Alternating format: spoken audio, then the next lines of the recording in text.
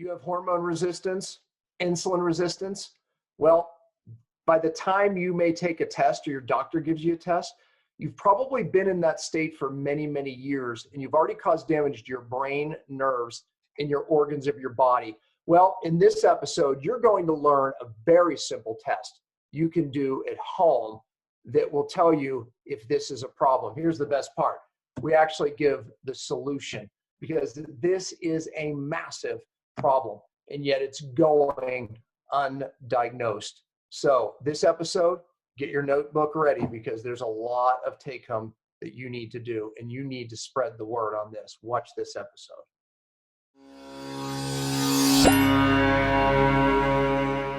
Hello, everyone. Welcome to Cellular Healing TV. I'm Ashley Smith, and today we welcome Dr. Ritamarie Loscalzo, who is here to discuss pre-insulin resistance, and she'll share her specific process for using glucose and ketone testing to detect it. She will also explain why she favors a whole foods, plant-centered keto diet, intermittent fasting, and fasting as strategies to reverse blood sugar imbalances at all stages. This is going to be a really exciting episode. So let's get started and welcome Dr. Ritamarie and, of course, Dr. Pompa. Welcome, both of you. Hello. Hi. Thank you for having me here. Well, you're a familiar face at our seminar, my seminar, that's for sure. So we welcome you finally on Cell TV. You have a great message, so much. Look, I don't want this show just to be about diabetes because it goes into weight loss resistance, hormone dysregulation, right? And all of these things.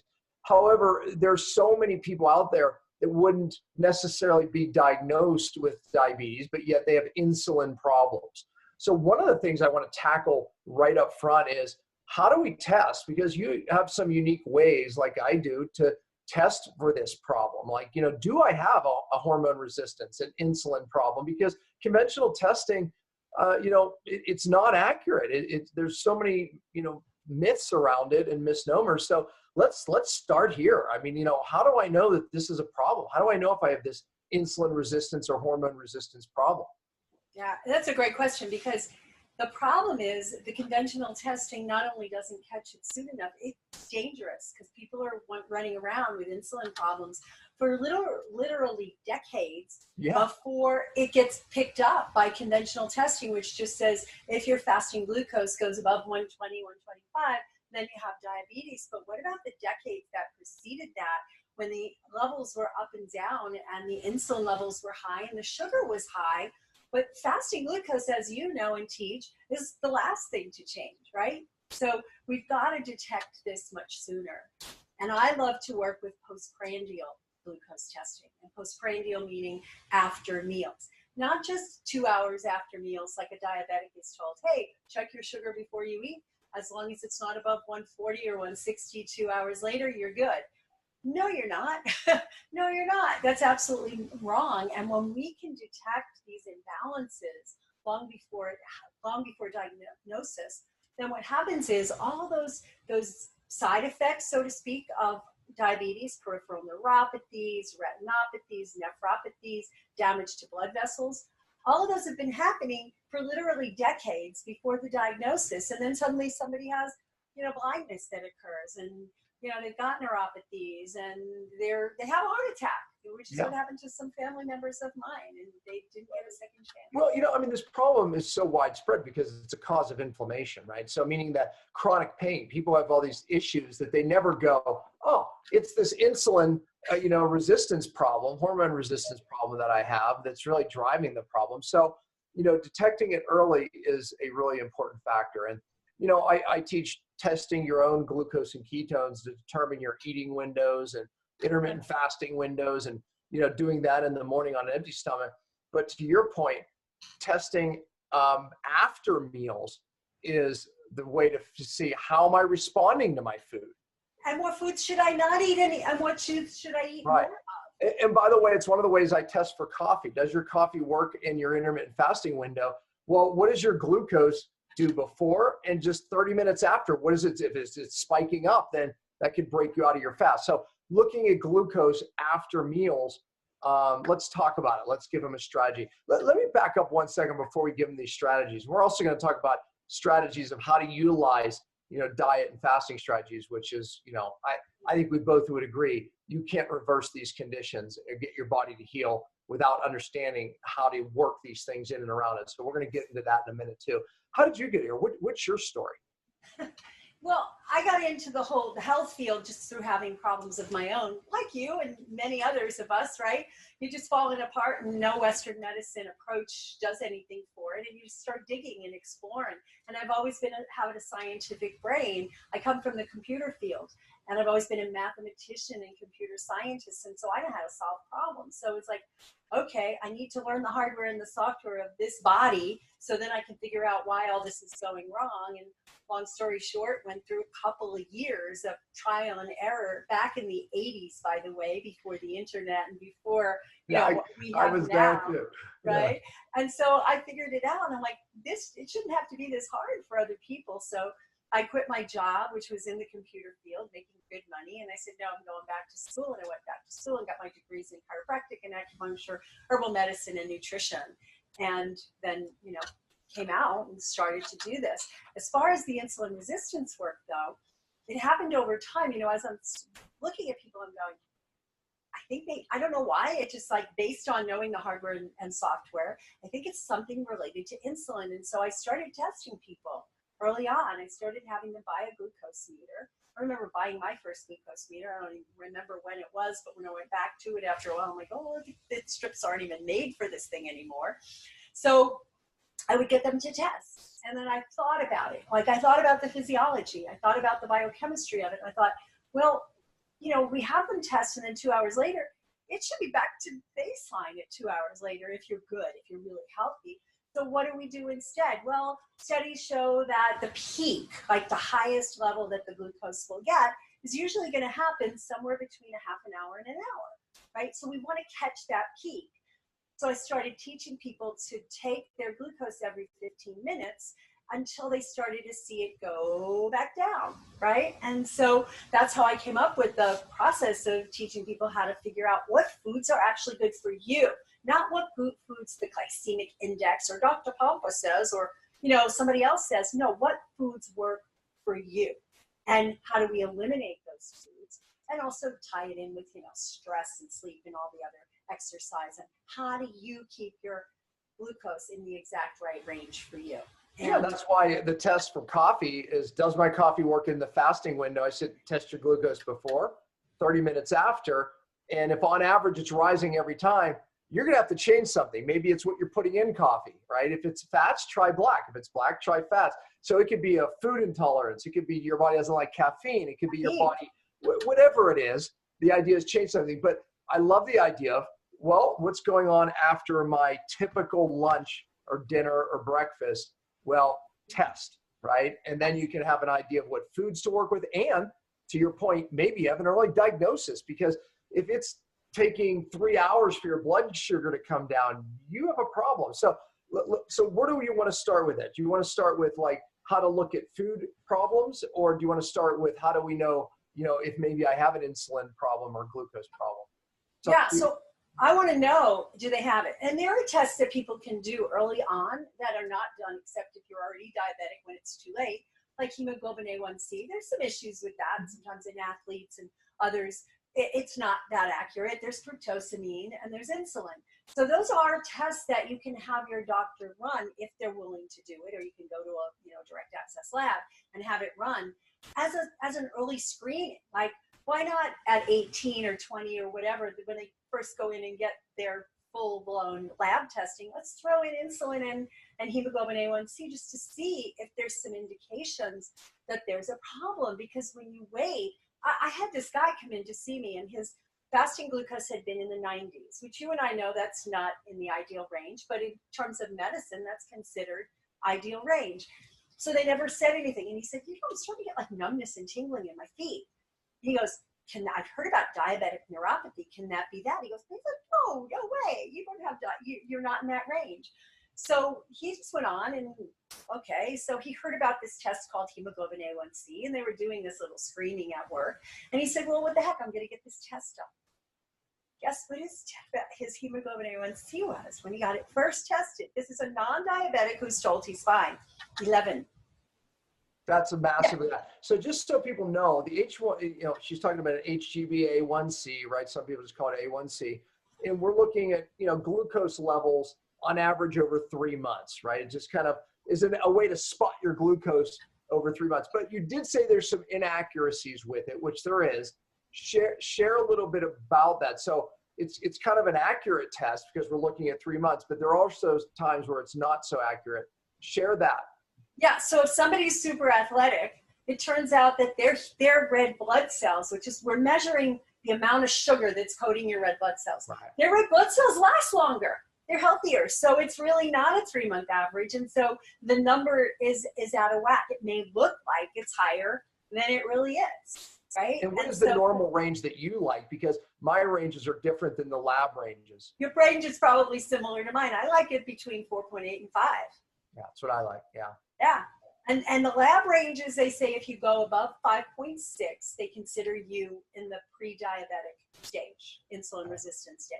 And if it's, in the 7, 6.5 or something like that or higher, you're considered diabetic. Like, to me, it's like as you're creeping up, if you're 5 and then you're 5.2 and then you're 5.3, 5.3 is still normal, not normal anymore, right? So you're creeping up. Why don't we catch it when your body starts to go out of balance and dysfunction? Okay, so then let's talk about now testing your own. And by the way, we'll put the link of how you get a keto glucose meter. We use Keto Mojo. It does glucose and ketones, and you're going to talk about both.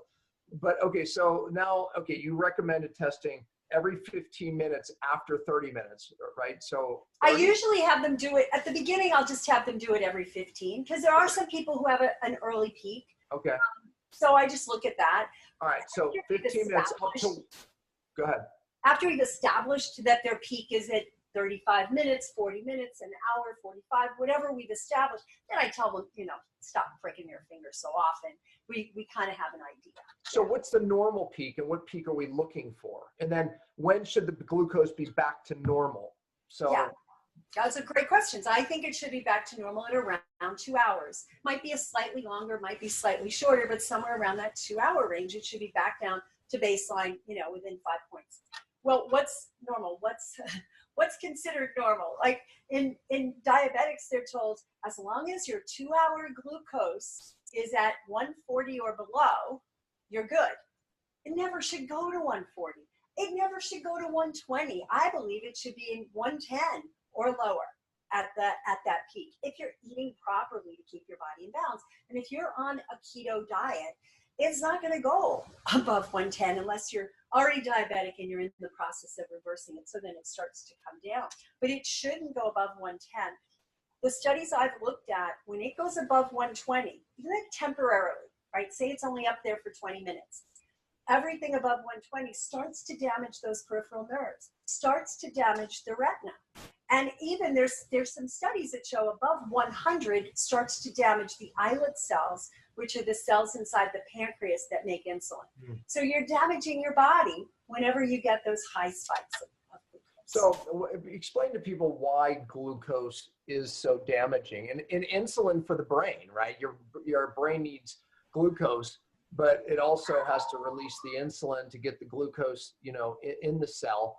But we know that there's something called insulin degrading enzyme, which job is, to get rid of the insulin because it can cause problems. So explain why insulin can be damaged to the brain, why glucose can be damaging for people.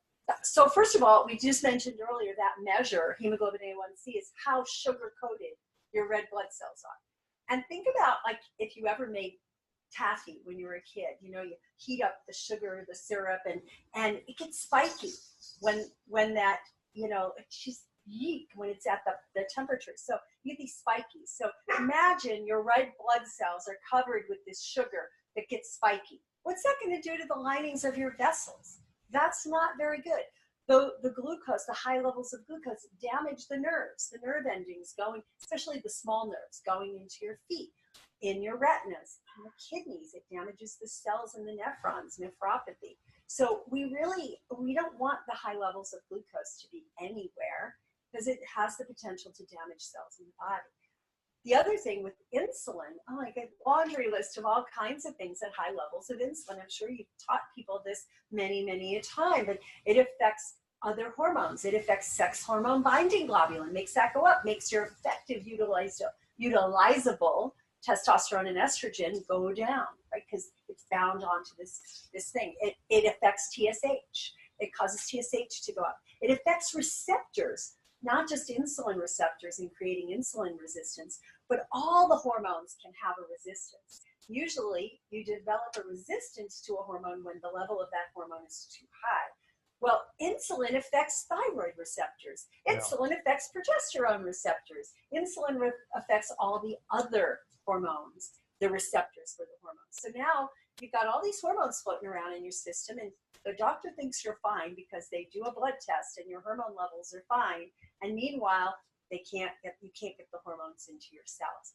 It causes the excretion of magnesium, excess magnesium excretion through the kidneys. Magnesium is critical for getting the glucose across the cell walls with the insulin. It causes increased retention of sodium, which could raise your blood pressure. It causes damage to the lining of your blood vessels. It causes them to get stiff. And you know that your blood vessels need to be fluid, right? You're going to go run, you've got a flood of blood coming through. They have to be elastic. They get stiffened, which causes high blood pressure, which can cause damage, stroke, heart attack. There's so many more, but those are just a few things that are caused by high levels of insulin. Yeah, I always say if you want to age faster than anyone, just keep spiking your glucose and insulin levels, right? I mean, look, periodically the body deals with it, but when this is starting to go on day in, day out, you're aging prematurely. Just to wrap everything you set up in a nutshell, driving inflammation of the cell, affecting your hormones, affecting the way your brain works, your nerves, every aspect of all the pain syndromes and all the syndromes everyone has that are chasing it with medications and even supplements. When the problem is you're running too high glucose and insulin for too long, too much, right? So yeah, it's so we'll talk about some other solutions in a minute, but let's not leave on the table, of how to use post glucose as looking at food intolerances or food that you may not be agreeing with. So talk about that a little bit. Yeah, so foods that are high glycemic, flour, sugar, some of the whole grains even, those can cause the glucose to go up. However, if you eat a food that is causing your body to have an alarm state, like, oh, this food causes inflammation, that inflammation is going to cause the glucose to go up. It causes cortisol to be produced. It causes the mobilization of stored sugar, right? So you can actually get an idea. People will say, wow, I just ate this meal and I had, broccoli and everything else seemed to be what I normally would eat, but it went up. I'm like, well, broccoli is not a common thing to be allergic to, but maybe you are, or whatever it might be that they had that wasn't really a high glycemic food, but caused their sugar to go up. So it's a stress on the body. Yeah. So, maybe don't panic if you see this high level. It could be a food intolerance of some sort. And I'm going to be honest with you. I don't run food intolerance testing anymore just because, I'm a scientist in my heart, meaning let's run it 3 days later. And I go, wait a minute, we just got different results. A month later, really different results. And then people stop eating these foods. They become intolerant to the new ones they're eating. And it's, so I don't even bother with it. I think this is a better way because at least it's cheap. We can immediately see what we're actually reacting to. Right. It's kind of like the pulse test. Dr. Coco wrote a book ages ago about the pulse test, that the pulse will go up as a stress response to eating a food that you're intolerant to, but your blood sugar can too. Right? There's no absolute. It's not going to be like, well, my blood sugar doesn't go up, I must be tolerant to it. It might not be. You have to take a lot of other things into account, but it's a stressful situation on the body when you eat a food that causes an inflammatory response of the immune system. Yeah. All right. So let's talk about, something you and I love and agree on is fasting, for this solution.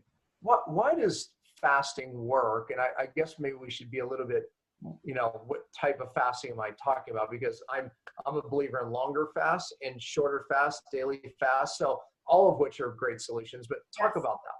There's all kinds of fasting, right? There's even fasting with food. I just ran a challenge for people on Facebook. Partial called fasting with food, right? Fasting mimicking.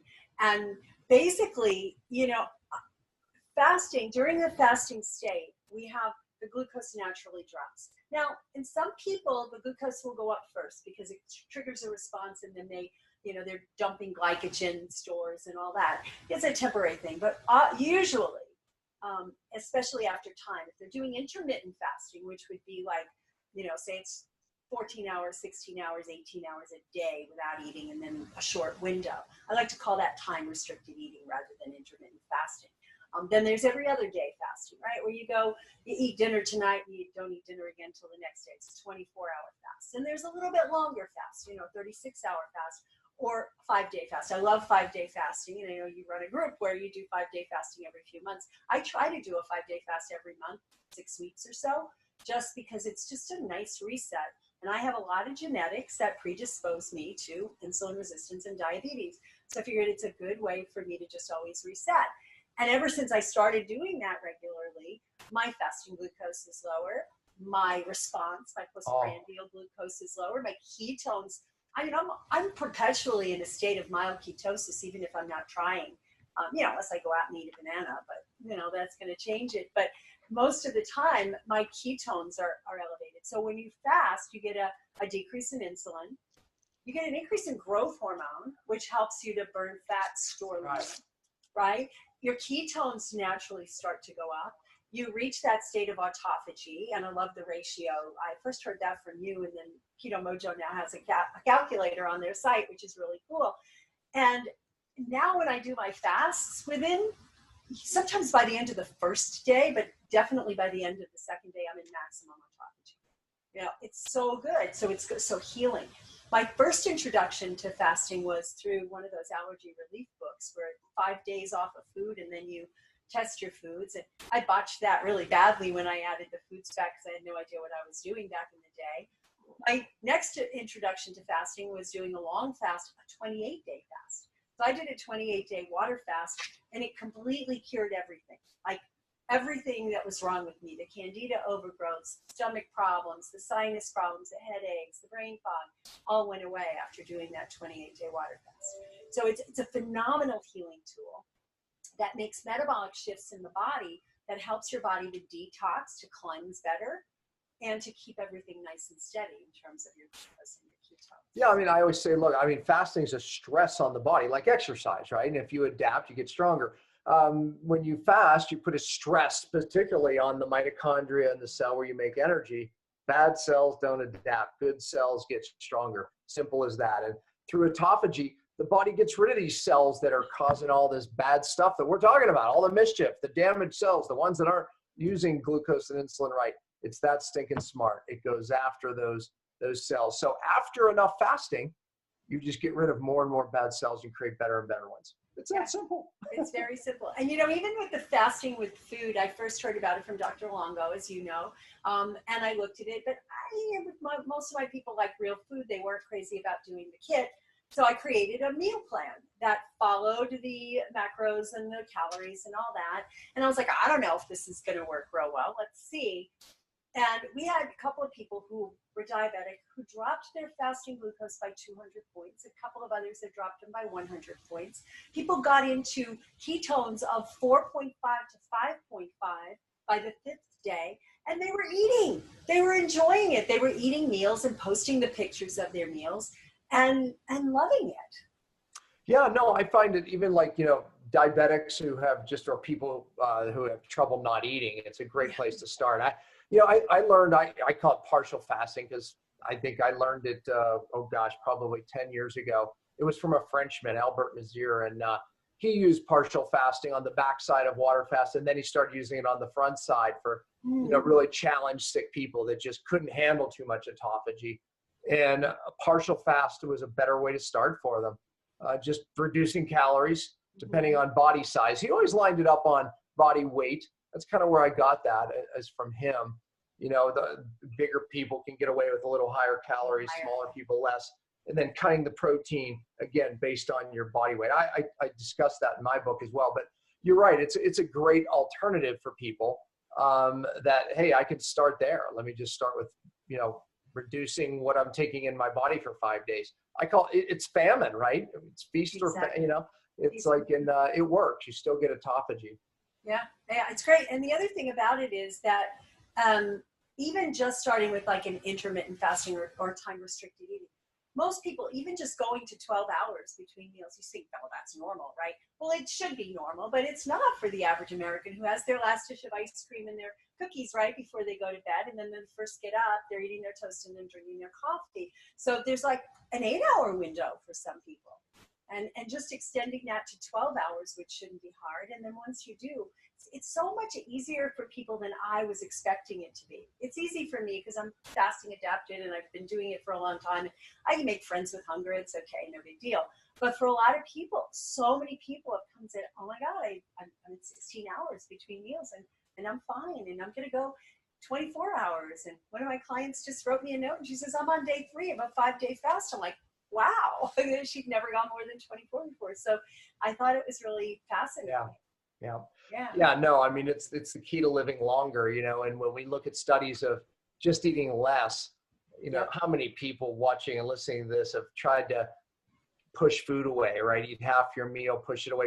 Eventually you fail, right? Because you either give into it or your body thinks it's starving eventually, and then it just starts holding on to everything. If you're eating 800 calories a salad, but short term, famines work. Like 5 days of eating less and then not does work. Right, Our bodies are genetically set up for that, but long-term caloric restriction doesn't. But intermittent fasting, which, eating less often, is really a strategy to eat less and therefore live longer healthy. Yeah. So, Absolutely. And I like what you talk about with the flexibility of, feast days, fast days. And I think when we keep our bodies guessing, we don't go into that metabolic slowdown that we get over long haul. I had somebody who had been 600 calories a day and she was not losing any weight. Oh, yeah. She had a lot of weight to lose. And I said, okay, I want you to add 300 calories worth of coconut to your diet, coconut oil, whatever it is. She started losing weight. She was like, no, I can't. Well, within 3 days, she started losing weight again. Yeah, of course. The body went, oh, okay, I'm not starving. I'll start burning fat. I'll increase it. She had more energy. Yeah, so exactly. That's awesome. No, it works. What's your Unstoppable Health? What's your book about? My book is actually a novel. It's a novel about, it's set as a composite of some of my clients and patients I've worked with over the years. And it's set so that people actually read it. You know how you pick up a book and you go, this is a great book, and after chapter 1, it goes on the shelf with all the other great books. I wanted to keep people going from chapter to chapter, so I follow her journey of shifting her diet, shifting her mindset, and going through this process.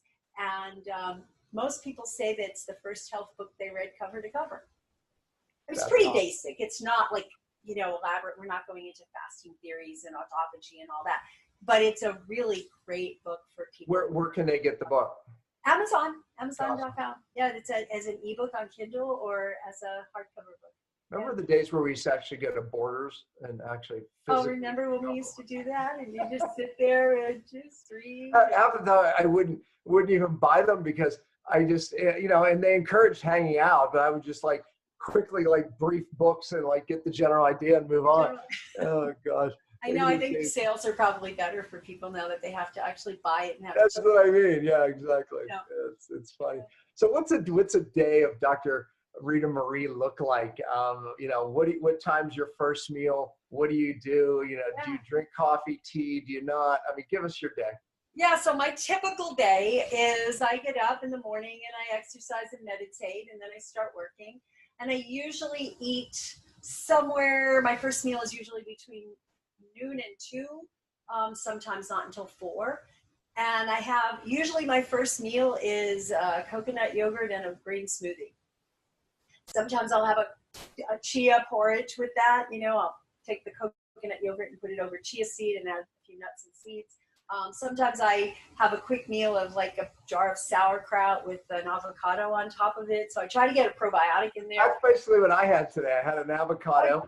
I had some it's called double cream cottage cheese, and it's all grass fed. But anyway, had that with this fresh pressed olive oil, and then with the fermented vegetables on top. Yeah, fermented vegetables, to me, the ferments are just so much what, feeds your microbiome, makes a healthy body and all. So that's what I typically do for my first meal. I drink water up until then. Occasionally I'll have some herbal tea, but generally I just do water until my first meal. I don't drink coffee and never have liked coffee. Always thought it was the most foul tasting stuff on the planet. So I never developed a taste for it. But if I drink a tea on the colder days, which aren't that many because I live in Austin, but I'll be having a mug of herbal tea, chamomile tea, tulsi tea, something like that to get me through. Usually I don't put anything in it, so I don't have to worry about it breaking my fast. And then dinner is usually some sort of big salad with, nuts and seeds, and I make these amazing dressings that I put on. I have maybe a stir fry in the winter. In the summer, I don't even want to cook food. I like the simple approach. Over the weekend, I taught a couple of classes, so now I have all these dehydrated pizza crusts that I made that were made out of nuts and seeds and vegetables, and had a pizza last night, so, made a cashew-based cheese for the top of it, put some tomatoes and some pesto, and voila, had a pizza. So occasionally I do that kind of stuff too. And, I do have a sweet tooth, so I tend to, if I'm going to do a dessert, I'll take some raw cacao and almond butter or coconut butter, and I'll mix that together, maybe a little bit of MCT oil and some, chocolate stevia, and voila, it's a little pudding. So quick and easy stuff like that. Man, that's creativity there. I wish I had so much creativity. I'm such a simple eater half the time, just because I'm always like moving, Yeah, it's that's usually meat and vegetables, grass fed only, but for dinner and like you in the afternoon, something like super quick, like I just had today. Yeah. It's in some days I eat one meal, so in some days I eat a lot more, right? It's feast famine, for me. Some days I eat one meal, but it starts at 2 and it ends at 6. So that's a very European way of eating and a very tribal way of eating. So just one big social meal. Believe me, I do that plenty of days too. Yeah. So it's like I feel like, I start eating at 4 and I kind of just eat from 4 to 7 and I'm done, but I start my eating. So it's like, I think I'm eating 2 meals sometimes, but it's like, no, I kind of just ate. What also, people have to understand this is, we're talking about like eating 2 meals, 1 meal. People go, well, I only eat that, but they're putting things in their mouth constantly. They just don't realize because they didn't sit down and actually eat, right? Or it's the kombucha, it's this, it's that. Those little things still will spike your glucose and insulin. They will. So the thing about the grazing concept that was popular for a while, and more people are getting wise that that's not right. I mean, just if you think about the biochemistry of insulin, insulin's a fat storage hormone. Right. And if you're eating every couple of hours, the insulin is constantly elevated. Do you want to be in fat storage mode most of the day? No. So you separate, depending on how many meals you're going to eat. If you're going to eat 3, make them 4 to 6 hours apart. If you're going to eat 2, make them 4 to 6 hours apart. And if you have 2 in that 4 to 6 hours apart, you've shrunk your eating window, so you have more of a fasting window. And then fasting is where all healing happens. Fasting fed is where building happens, and fasting is you need where both. Yeah, and we need both, right? Yeah, you need both. I mean, even when I say, hey, fast for 5 days, pick another 5 days sometime and feast. Literally, I mean, do high protein or do high healthy carbs. I mean, do something, to stimulate the other pathway, right? Both are healing, anabolic, catabolic. You need both. Yeah, absolutely. I just did that while I was in Hawaii. I couldn't resist. They had they were making creams and cheeses out of cultured macadamia nuts. I mean, is that tropical or decadent? So I was eating my celery sticks with tropical decadence on top of it. And I did that for more than 5 days. Gosh, see, that's easy to do. And I love it because I don't get bored. It's like if I was just doing, keto day in, day out, it's like, I'd get bored with it myself. And people have to understand, don't beat yourself up. If you, do change it up for a period of time, keep it healthy, but change it up. It's exactly helps the mental status. It helps it a lot. And my attitude about making these pizzas and puddings and things like that it's still keto food. I'm having a pizza crust. It's still a keto pizza crust because it's made with vegetables and some nuts and seeds, right? Still a keto pizza crust, but you're eating this food and going, huh?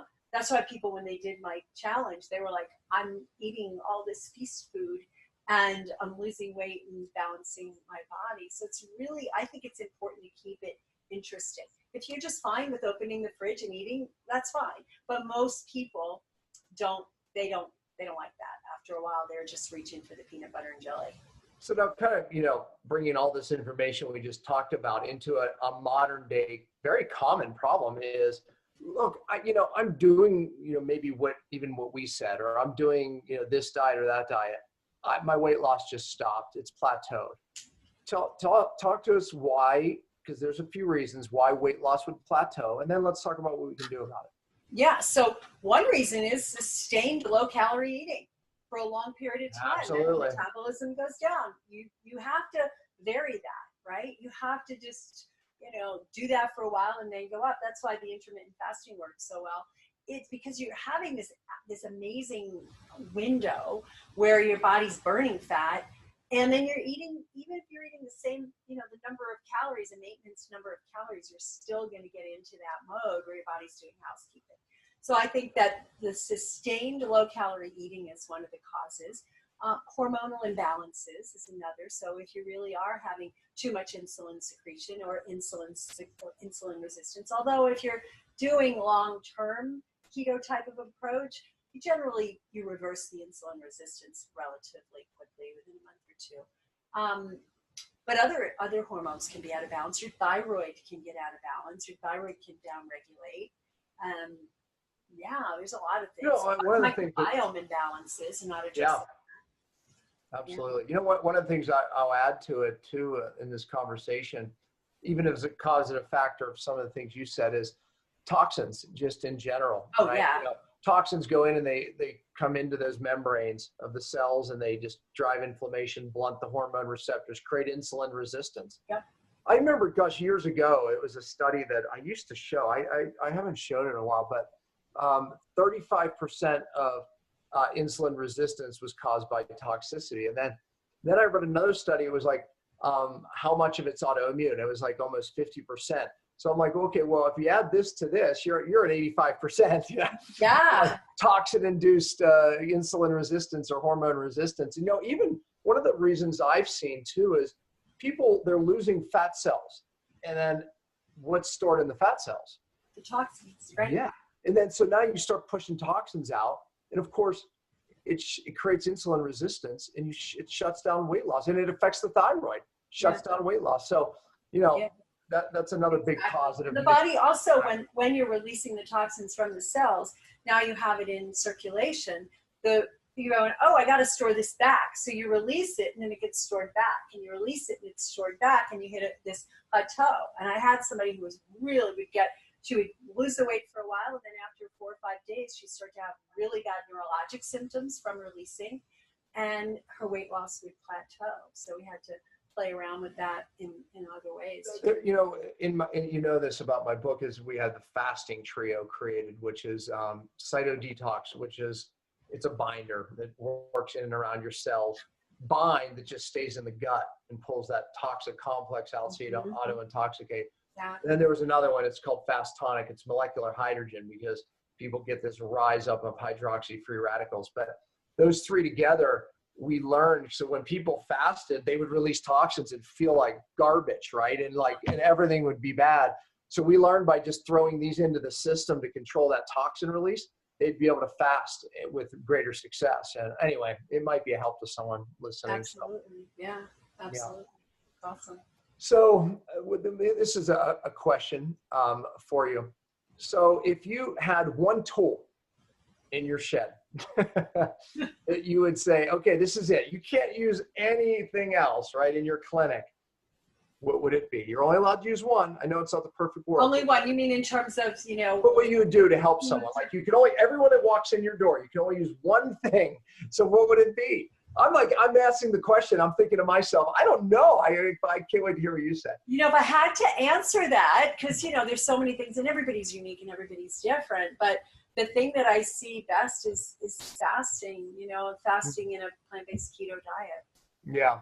Yeah. I think fasting would be mine, and people would think, well, I'm not cellular detox. Well, here's the problem. I mean, cellular detox, it still requires purchasing products. Maybe some people can't afford it. It still requires, a lot of fasting is the oldest therapy known to man, right? You're relying only on the innate intelligence, right? You can do it on a desert island. You can do it with no money. You can do it. So I would agree with that. Yeah. What do you think the number one cause? Okay, one thing, again, right? We know there's many, but one thing that's causing most of the disease today. What do you think that thing is? Sympathetic overload. What was it? Sympathetic overload. So people are in stress mode. They go into the sympathetic nervous system. That kills everything. You could be eating a phenomenal diet and you can be exercising, but if you're in this stress mode and the sympathetic nervous system's in control and you don't let the parasympathetic get control, the vagus nerve and all those things that heal, you can't heal. I've seen it. Wow. So what are some of the other things that drive this sympathetic state? Meaning sympathetic is like fight or flight, save your life. Parasympathetic is your daily, maintenance. So what are some of the things locking us into that? Yeah. Well, look around. Look at the news.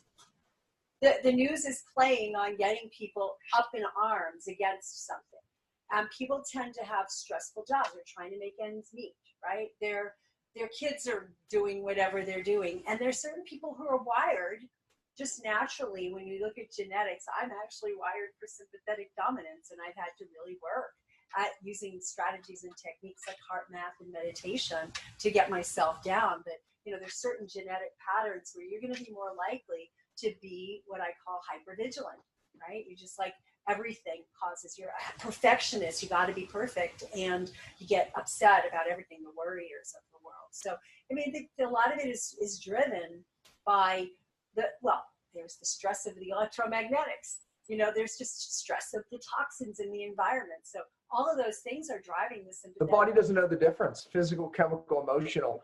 It puts you in that same adaptive stress that you're talking about, right? So what are some of your, favorite solutions to that? If someone's going, okay, well, that's me, what are your favorite solutions? Well, I really love a process from the Institute of Heart Math, and it's a process of combining breath with appreciation. And you have to stop yourself, but before you start to apply it when you're in a stressful situation, I just have people just stop, 30 seconds to 2 minutes, multiple times throughout the day before each meal is perfect, because in order to digest your food, you have to be in parasympathetic. You cannot digest food when you're in sympathetic, which is the fight-flight thing. And how many people are sitting at their desk, scarfing down food while they're watching the news, or, stewing at their boss, or trying to get a report done? Your body is not going to recognize that food. I am guilty of that. You are? I am. To an extent. I am.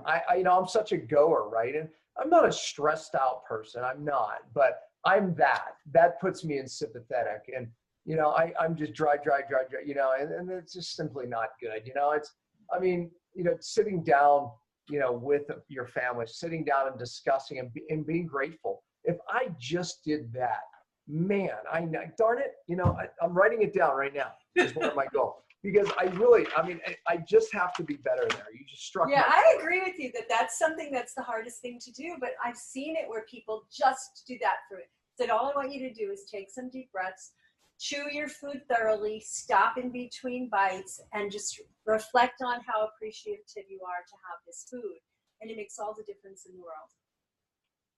You mentioned breathing, it's like, and I think people watching this, because I've heard it, right? Yeah. It's so in vogue right now, breathing, meditating, breathing. But you know what? It's like, the person, I'm speaking for the person watching, I just, I don't do it with any lasting time. Meaning I do it for 3 days, I stop. I do it for 3 days, I don't notice anything, I stop, right? It's like, so, how have you put that honestly into your life? Because I'm speaking for the person who goes, yeah, I know, but I just really haven't put it in my life. Well, with the heart math, I studied it, I learned it, I saw the changes in people, and I was still guilty of blah, blah, blah, blah. So I've just started to, actually, really, when my son, he's now 21, but was 4, he was a tough kid. he was a challenging, challenge everything kid. And so I learned this process, and I'm like, I should be doing my breathing now, and I just want to strangle him, And I got to the point where I go, okay, I'm going to try this. And I remember one day, this made such a difference in my life. He was having a tantrum because I wanted him to clean his room or, bring something down or come to dinner. And I'm like, okay, I'm going to go in there, and he's going to throw stuff at me. This is going to be a challenge. So I went in there, and before I went in there, I took some breaths.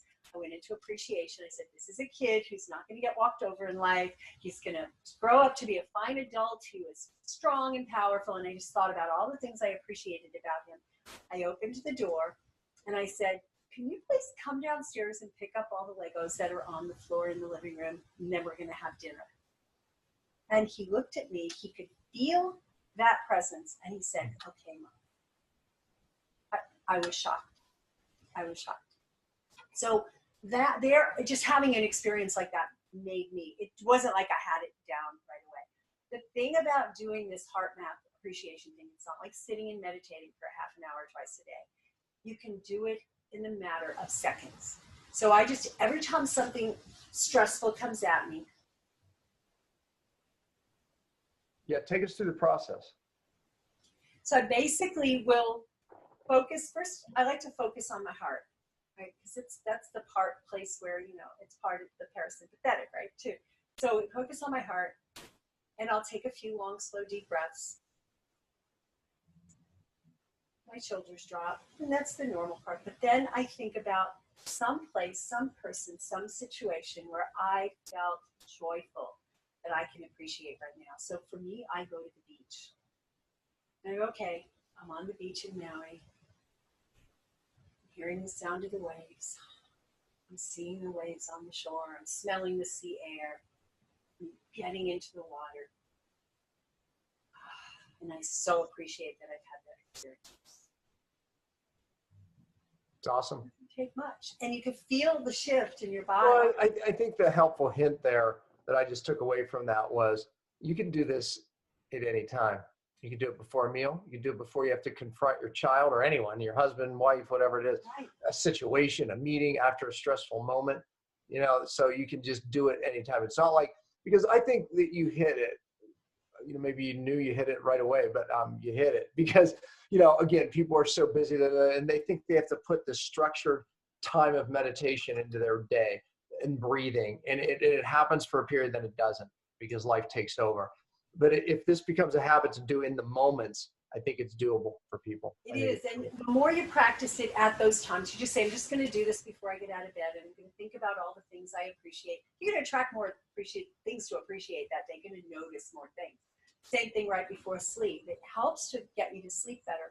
But then before each meal, and you just get into this habit. And then when those stressful situations come at you, like I'm on a webinar and I've got all this technology and there's 1,500 people waiting, and all of a sudden the technology fails. Instead of going into, oh my God, what am I going to do? Which is going to turn off my prefrontal cortex where I could actually think and solve the problem, put me into my lizard brain, and I'm useless. I just take some breaths and say, okay, how can I solve this problem? And I go into it, and people always comment, how do you stay so calm? How do you stay so calm? It's like, it's not my nature to be calm. But it is practice and it is rehearsal. But it started out, I couldn't meditate. I tried. I took every class going and I tried. And I could not sit still long enough. I could not sit still long enough. So this I can do in a matter of a few breaths. And I can feel the shift in my body. Now I do meditate because I got this really cool device called the Muse. And it's a game for me now. I'm at 894 days straight of meditation. And I don't want to break that. And so, where do you get it? What is it? You can get it on Amazon. You can get it on Muse. Just do a Google search, M-U-S-E. You wear it, it measures your brain waves, and it reads into a little app. And yeah, it's a little bit of Bluetooth, but it's not much. And you're only wearing it for 10 minutes or whatever number of minutes you do. And it gives you this feedback, and it's a biofeedback. So it's giving you this nice little waves or the rainforest, whatever you do.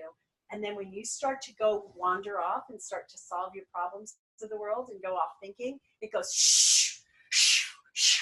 And you go, oh yeah. And then when you're calm, it goes, the birds go tweet, tweet, tweet, tweet, tweet, tweet. I like that. I like that. Feedback. And it's helped me, and it's a game. you know, the competitive. If my wife were doing it, all you'd hear is tweeting. Tweet. What do you have, a bird game over there? For fun, I'm gonna make her do it. Okay, this is the last question. From pain to purpose is, I think, all of our story, right? But looking back at your life, I mean, I can look at my life and say, wow, if it wasn't for that tragedy, or what we would look at in the moment as like this horrific thing, I wouldn't be me. I wouldn't be able to serve the way I serve, do what I do. What was your big one in your life that you would say, man, if it wasn't for that horrible thing that I thought was horrible at the time, I wouldn't be you? Can I give two? Yeah, you can do two. Well, the first one was losing my health in my 20s. As valedictorian and, you know, always super smart, to be sitting across from you and being able to just like, I couldn't even focus on your words. The brain fog was so bad. And then all the other physical symptoms. That was what got me out of my my career in computers and into the career in health. But then about a month before my graduation, 2 months before my graduation, my mother died suddenly of a heart attack. 56 years old. She died suddenly of a heart attack. And I just went into the why. And that's what got me really looking at how do I motivate and inspire people? How do I use this to really drive me to do what I need to do? 2 years later, same thing happened to my dad. And then about 10 years later, one of my sisters got lymphoma and died within 3 months. And at that point, it was like, this has got to stop. They didn't get the right care. They didn't get the right testing. You know, my sister was just given radiation and chemo and left to die. And nobody talked to them about their health habits. Nobody talked to them about their food. Nobody talked to them. I did, but I'm just a family member. They weren't listening to me. So those are the things, like death of close family members was what really drove me to do why I'm so passionate right now. It played a role in my life as well. You know, I always wonder why, you know, what drives me, you know, to find out like how to age slow, you know, I just don't want to suffer like my parents did. You know, I watched the golden years of their life be crushed by disease. And, you know, my dad, when I was always trying to motivate him to make changes, right?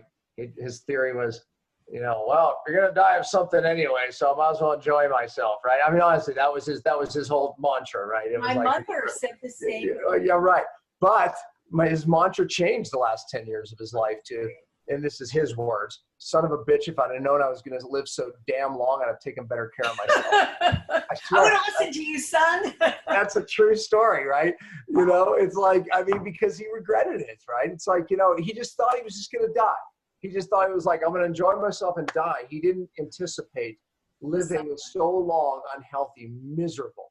And he watched my mother too. He had to change my mother's diapers, for goodness sakes, you know? It's like, you know, so I mean, you know, that motivates me. I'm not choosing that. I'm not. It's why I just dig and dig and dig, you know, and my goal is to do the exact opposite. I'm going to be, you know, in my 90s, you know, maybe over 100, doing everything with my grandkids and loving it and doing what I do.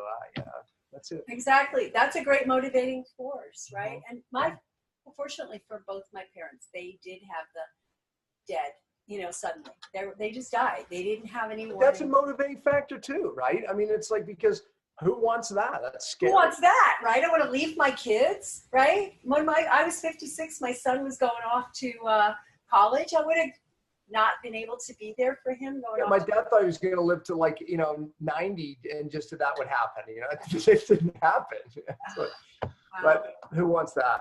No, we don't want either one of those, right? Either one. I just want to live a long and healthy life and inspire and help people until, you know, I'm 200 and then, you know, maybe drop off then. Well, Ritamarie, thank you for coming on Cell TV, Unstoppable Health. Sounds like an amazing book. It really does. And you live an amazing life. So you're, in fact, unstoppable. So thanks for all your tips. This is great. People need to do this testing. We need to know, because if we can see that there's a problem, then we can make a change. Yeah, so, and we even gave you some of those. So thanks for being on. Thank you for having me, and thank you for all the amazing work that you're doing in the world. No, appreciate it. Well, that's it for this week. I hope you enjoyed today's episode, which was brought to you by Fast Tonic Molecular Hydrogen, please check it out at getfasttonic.com. We'll be back next week and every Friday at 10 a.m. Eastern. We truly appreciate your support. You can always find us at cellularhealing.tv, and please remember to spread the love by liking, subscribing, giving an iTunes review, or sharing the show with anyone who may benefit from the information heard here. And as always, thanks for listening.